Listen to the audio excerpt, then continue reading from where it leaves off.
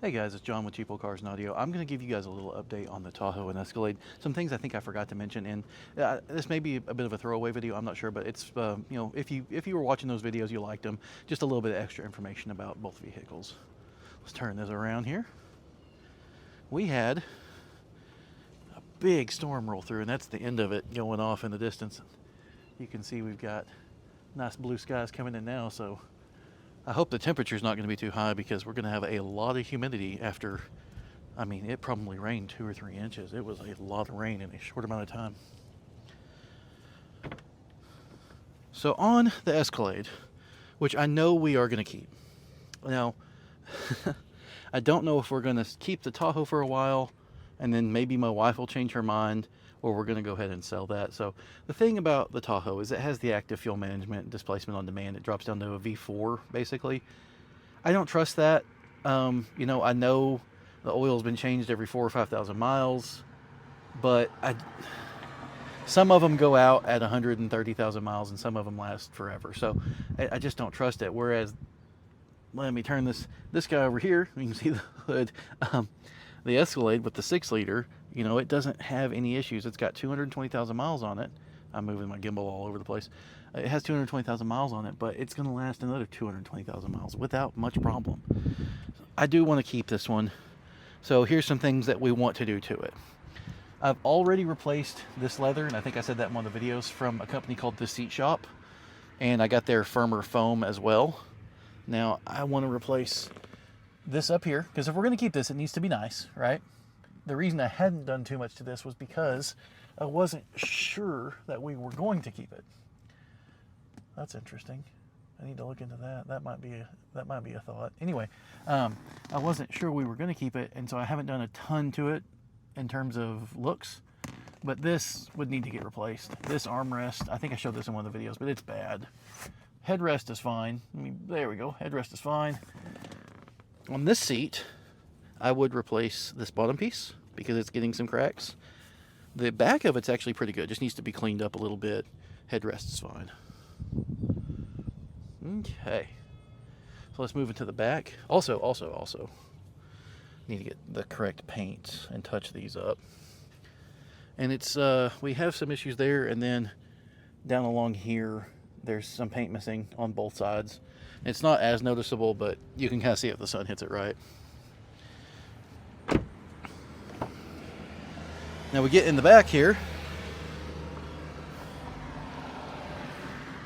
That was a V6 Challenger, and it sounded really bad. The bottom of the seat I would replace. It's starting to get some cracks they're not all the way through yet, and overall it doesn't look that bad, but it's getting there. The back of it is actually pretty nice. We do have a little bit of peeling right here, but the leather's still fairly soft. And then this armrest is in great shape all over, except for this hole. So I would replace that. So I would replace, like I said, this seat bottom. And then this seat over here, I don't know what happened to it in its lifetime, but the bottom is getting stress cracks on the far side, and it's just dirty and nasty looking. And then right here, if you guys can see it, there's a lot of peeling, and the leather's like super hard. It just wasn't conditioned. Maybe that got a lot more sun than the other side, but yeah, this armrest is perfectly fine all over. Like, it's great, but the top and bottom on that side would have to be replaced. So what I would end up replacing on the leather is top and bottom, just the bottom here, just the bottom up front, and then the top and the armrest over there. And that's from the Seat Shop. That's about $1,300. I've got that piece of plastic that goes right over there. And then the headliner needs to be done. It's got some sagging places and stuff. So, and then one thing I just noticed, there's some watermarks. If you can see, it's some staining on the cover for the moonroof, and that's really weird. I reached up there and touched it. It's not wet. I don't know if I've ever noticed that before. Kind of reposition this thing here. Yeah, you see that there?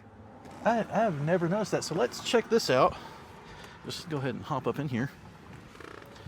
And it's dry as it can be.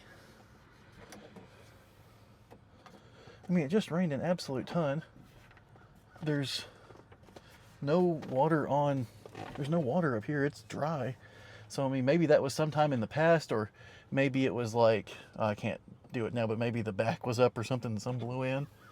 I don't know. I don't know if I need to ask my wife if she would remember if that was already there. Yeah, you can see the headliner's got major issues, and that's going to be a big job because you got to get all the stuff and the DVD player out and the vents and everything, then take the whole thing out the back. That's going to be a big one. Flip. So yeah, that's kind of where we're at. I'm going to keep the Escalade, and then it just comes down to whether we want to figure out a way to keep the Tahoe and have 7 vehicles. And I want to get a Corvette too, so then we get 8. Jeez. Anyway, so it's like, do we want to keep it or sell it, flip it and make some money? And like I said in one of the other videos, I'm getting it for a basically trade-in price from my in-laws. And I've already told them, like, if we do decide to sell it, then essentially I'll be selling it for them, keeping what I've, got into it, and then we split the profit above that. So I'll pay them, and then if I sell it, I'll pay them some more. And so that'll work out, and they're fine with that.